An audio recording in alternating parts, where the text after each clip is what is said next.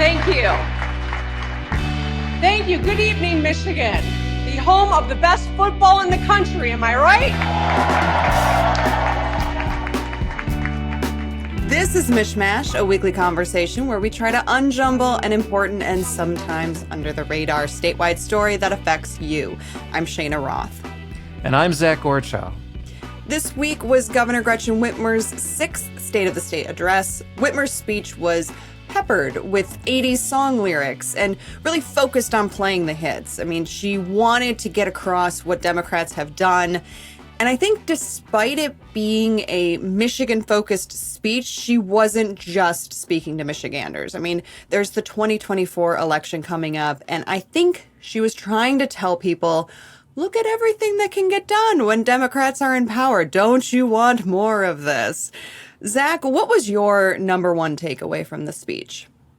Well, besides my sadness that the governor left my favorite band, REM, out of her lengthy, and I do mean lengthy, list of 80s music references, I agree. This was a speech far more about saying, look what we did, instead of here's what I want to do. Yeah. The tax credits she proposed are very targeted. I don't think those are going to be felt by a wide swath of the population if they do become law. Accelerating the phase-in of free preschool for all 4-year-olds is a big deal, but not a drastic new policy for this governor. And having the state cover 2 years of community college is the one major sweeping proposal.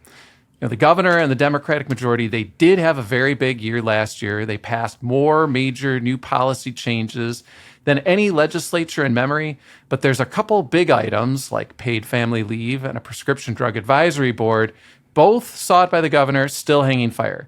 And with the 54-54 tie in the House until late April, the reality is there just isn't a lot of bandwidth this year for the governor and the Democrats in the legislature to move policy. Once the House is 56-54 for the Democrats, again in April, the focus is going to be on getting the budget done. Cheyna, what topics did the governor omit that stood out to you? You know, I really thought that there would be at least some mention of the upcoming election, even a, hey, make sure you get out the vote for Dems shout out. I mean, she did mention some of Biden's initiatives, but it was not the sort of semi-stump speech that you might expect in such a consequential election year. Also, she didn't talk about paid family leave, which was a big deal for her in the past. And when you and I spoke with her after the speech, Governor Whitmer said that's not completely off the table, but she indicated her proposal for a caregiver credit would help many of the same people. You know, on Wednesday night, I offered up a caregiver tax credit, which I think is something that could really help a lot of people in Michigan. We know nationally people spend hundreds of billions of dollars a year to care for a child with long-term needs or a sick or aging parent. Michiganders are doing that work. I have been there, a member of the sandwich generation, caring for my mom at the end of her life, my daughter at the beginning of hers. I know that this is a way that we can help put more money back in people's pockets who are trying to give their loved one dignity and care at home, but are struggling to make ends meet. Zach, the State of the State speech is always a big start to the political year, but what did Republicans think of Whitmer's speech? Cheyna, probably not surprisingly, the Republicans didn't give this speech much love. And shocking. Seemed to have, yeah, right? Totally shocking. And seemed to have a field day with the 80s music theme as reflecting what they view as dated policies from the Democratic trifecta. The Republicans do have some juice right now with the House split 54-54. They know it. They can put the brakes on anything until late April when 2 new Democratic members presumably will be seated. House Republicans want concessions from the Democrats on shared power, things like committee memberships, bill activity, and so forth. And that's not going to happen. But they also want more advance involvement on bills and amendments, which might be something the Democrats have to consider if they want to pass anything for the next 3 months. You know, I always get a kick out of whenever I watch these speeches is looking into the audience and seeing who's standing and who's not during ovations. That's really how you can tell who's where the Republicans are sitting and where the Democrats are sitting or the opposite party is sitting. The Republicans really didn't stand up at all. They struggled to even stand up for the Detroit Lions enthusiasm, the governor had to say. So I guess that says it all. Zach, that's okay because you and I have enough enthusiasm for the Lions to go around. with all the 80s talk, my 7-year-old self's heart was broken in 1983 when the Lions lost in the playoffs at San Francisco. And believe me, I am pulling for vengeance this weekend. If you want to hear our whole conversation with Governor Whitmer, you should check out the MichMash podcast wherever you get your podcasts.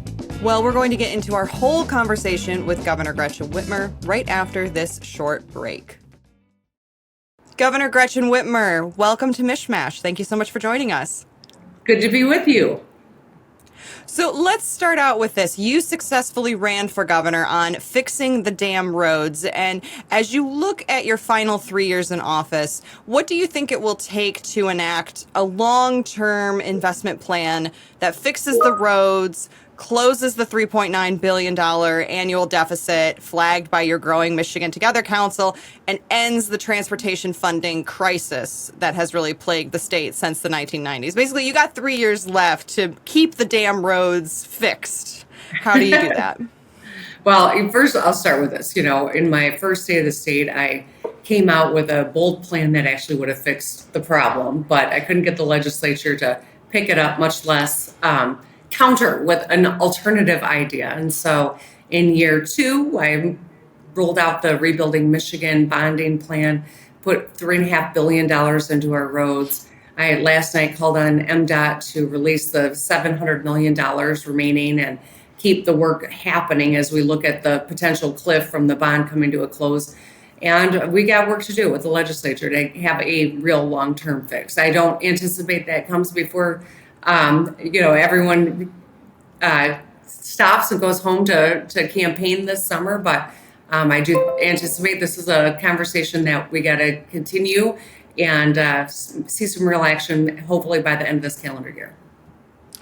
Governor, you're making a number of new program investments that you announced in your State of the State speech on Wednesday night, and you're proposing some new tax credits as well. There's the expansion of preschool, the Great Start Readiness Program to all 4-year-olds, the idea of all high school graduates being able to get 2 years of community college paid for by the state.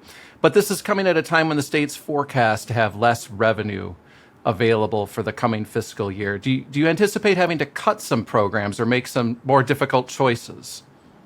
I don't. You will get an opportunity to digest the budget presentation in a couple of weeks when I share our budget with the state legislature.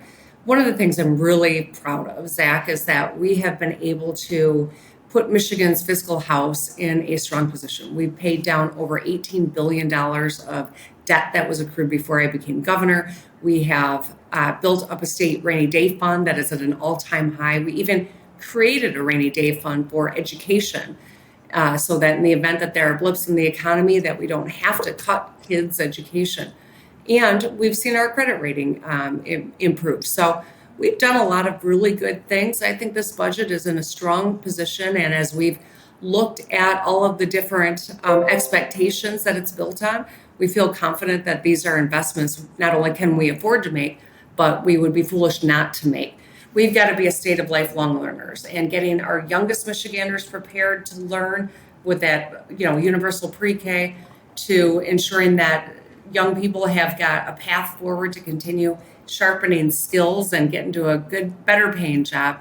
We know it means real money for people, $23,000 a year more for someone who's got that associate's degree than someone who doesn't. And that's why leveling that financial barrier that keeps so many people from pursuing it is going to be really important, not just for the individual, although that's the primary, reason for pursuing this, but also to ensure we've got a concentration of talent in Michigan as business looks for a talented workforce.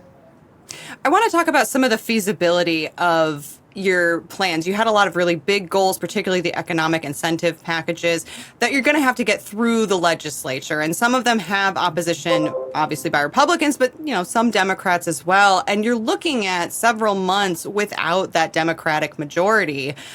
What is your plan for working across the aisle to get these things done? Well, the thing about economic development is historically it has been supported by people on both sides of the aisle, and I'm grateful for that. You look at the R&D tax credit that we want to get done. It has gotten some bipartisan support. Look at the Renaissance zones. That also has gotten some bipartisan support, as has something like Hire Michigan, which allows and helps businesses hire within our state.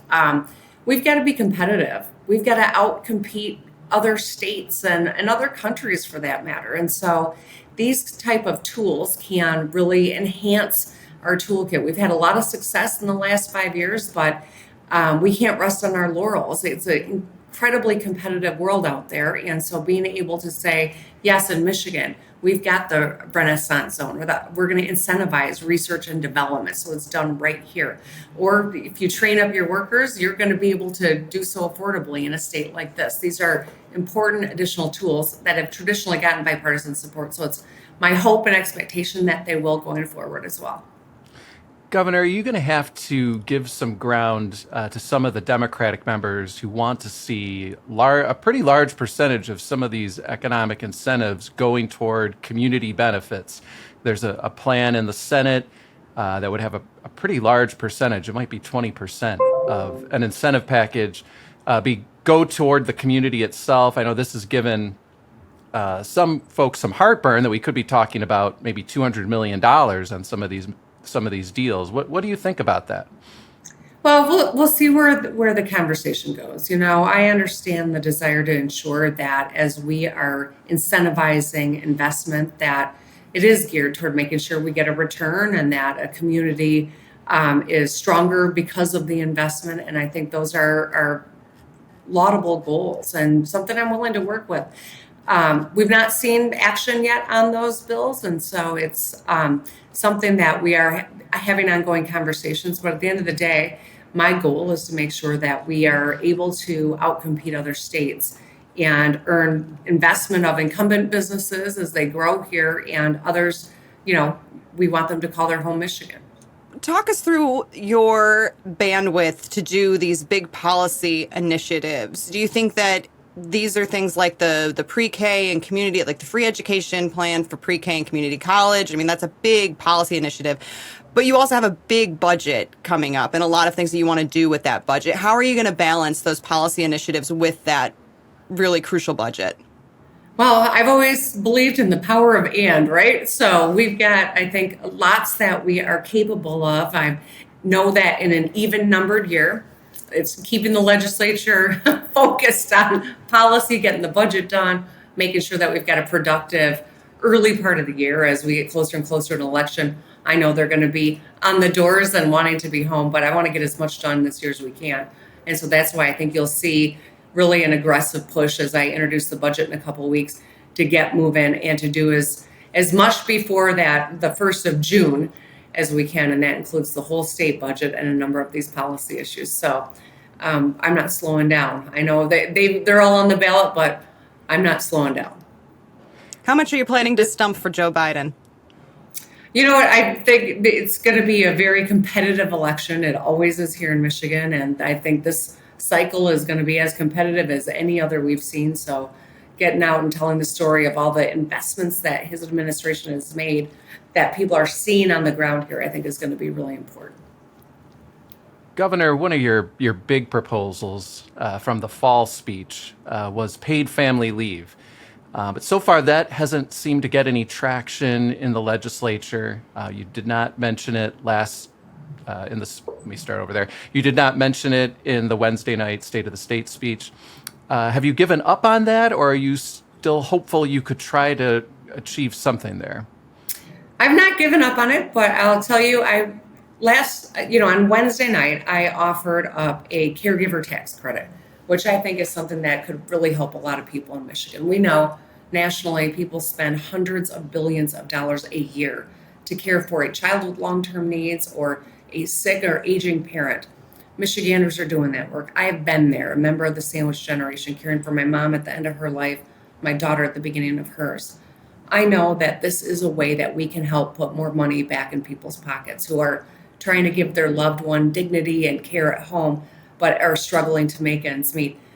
$5,000 caregiver tax credit, I think, is something that would help a lot of the same people that I've been focused on trying to make their lives a little bit easier, especially with how stressful that is in the first place, but also how costly it is. So this, I think, is one way that we can work toward that goal. Governor Gretchen Whitmer, thank you so much for joining us here on MichMash. Thank you. Glad MichMash is back.